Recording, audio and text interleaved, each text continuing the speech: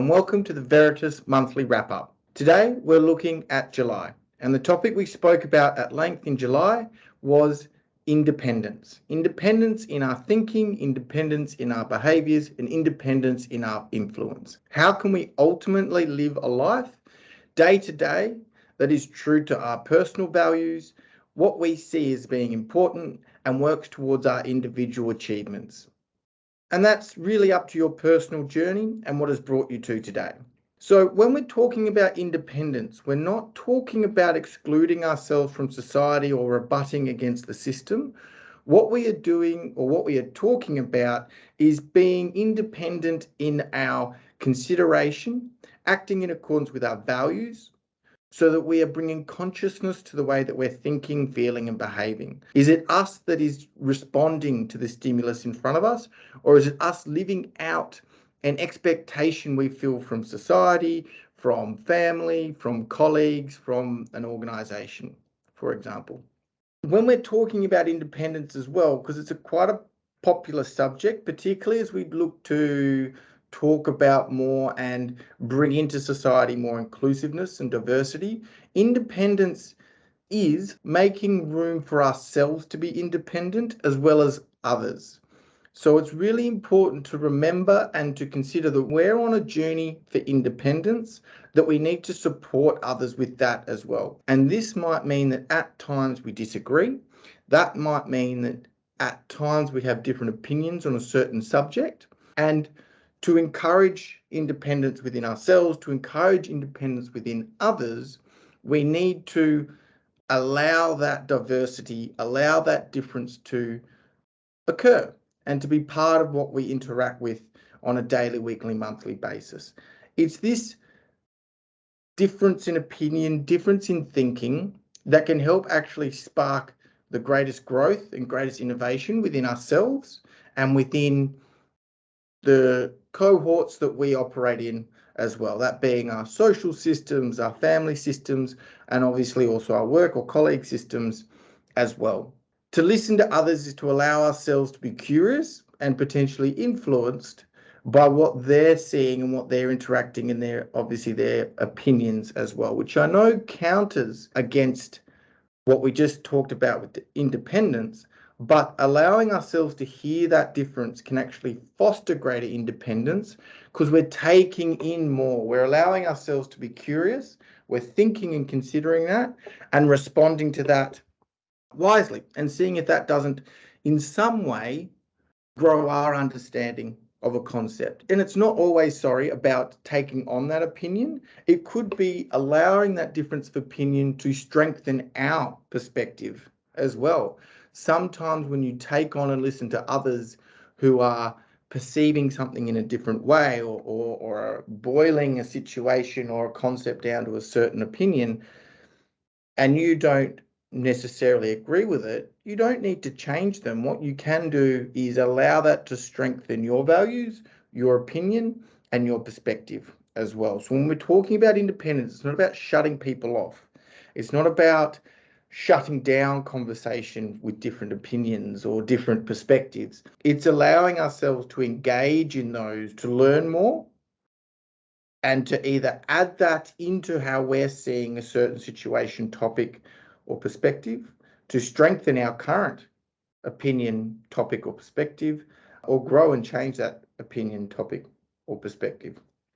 So when we're looking to be more independent, to summarize, we're not looking to be more shut off. We're not looking to be more influential over others. What we are looking to do is to allow ourselves to bring consciousness to the way we're interacting with things, the way we're formulating our opinion, the way we're formulating our thoughts, and then showing the respect to others and allow them to do that as well.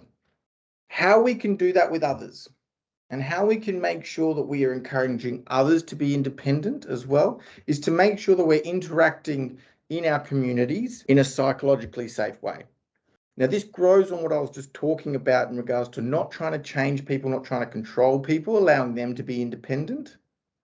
in addition to ourselves as well. And the concept here that when we feed in psychological safety is, am I responding to people? Am I allowing people around me in my communities, my social, family, and work communities, to be themselves, to feel like they can take the interpersonal risk of talking about their opinions, to explain who they are or describe who they are and where they're from, to be their true selves, to live out their culture, whether that be geographical culture or whether that be age-related culture or whatever other demographic that would relate to someone's culture and being. Are we allowing them to bring that true selves to the relationships that we're having? That's called the psych safety related to individuality. Am I accepting of others based on who they are? Am I not excluding others, based purely on who they are or where they're from? Am I allowing difference of opinion, difference of culture, inclusivity into my life and not shutting that down?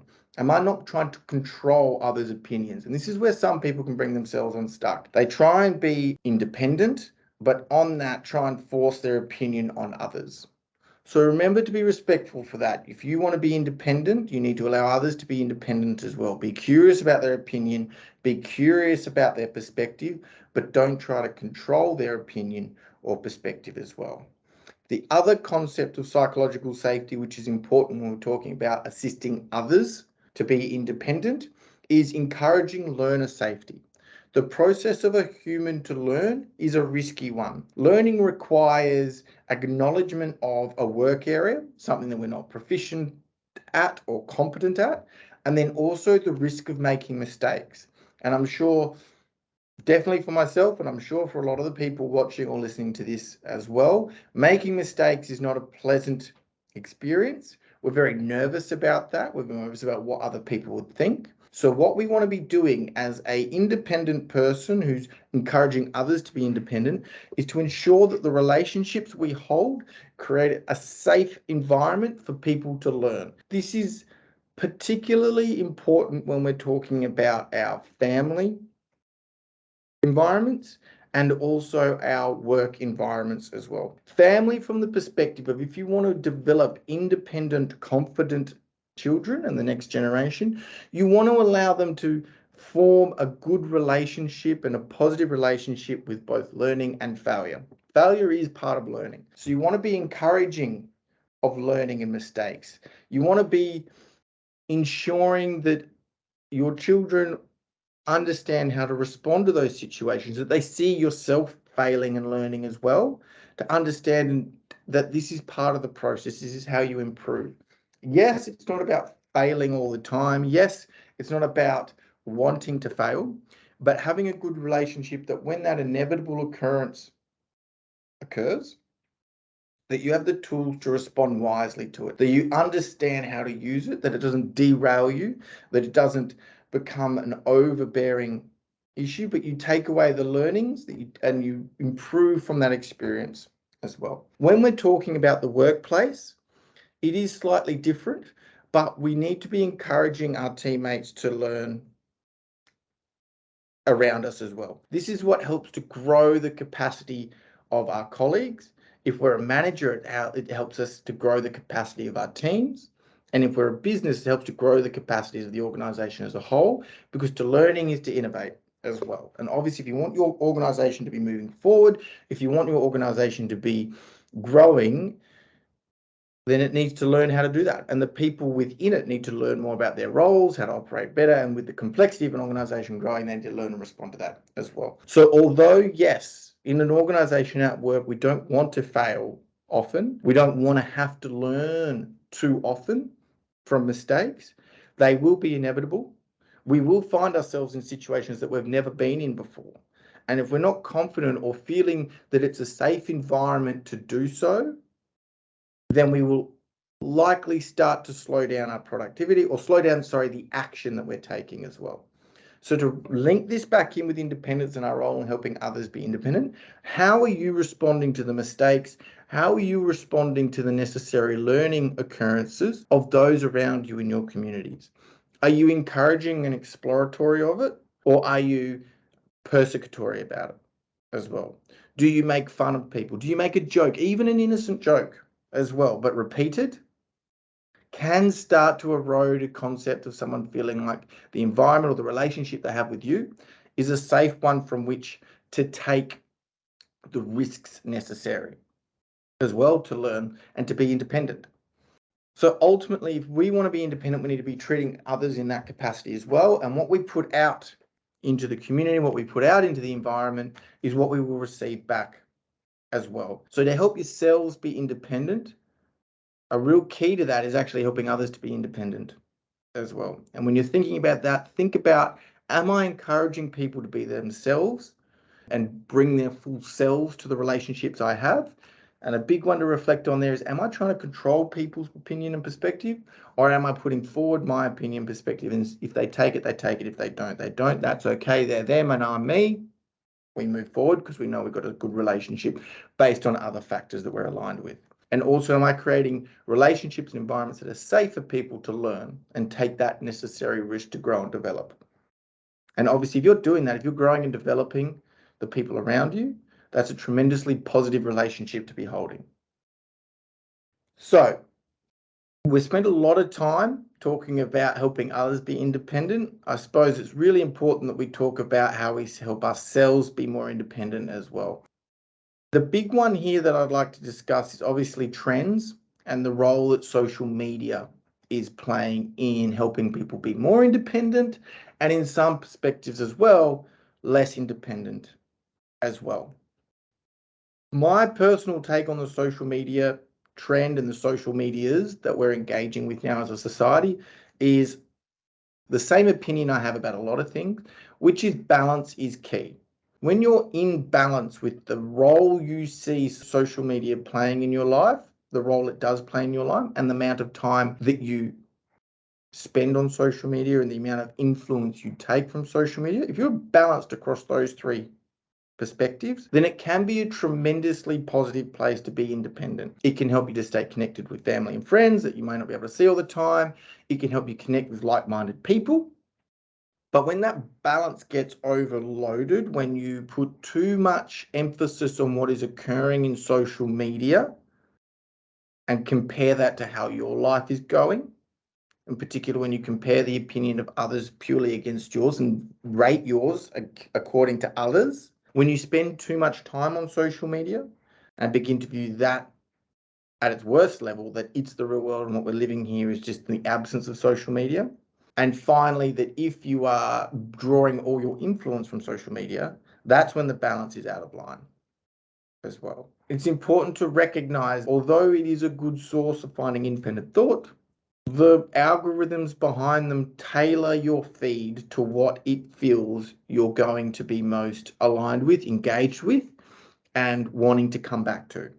So even though it is, in essence, sort of uncontrolled media, it does feed you what you want to hear. And this is the important thing about taking our influence from social media.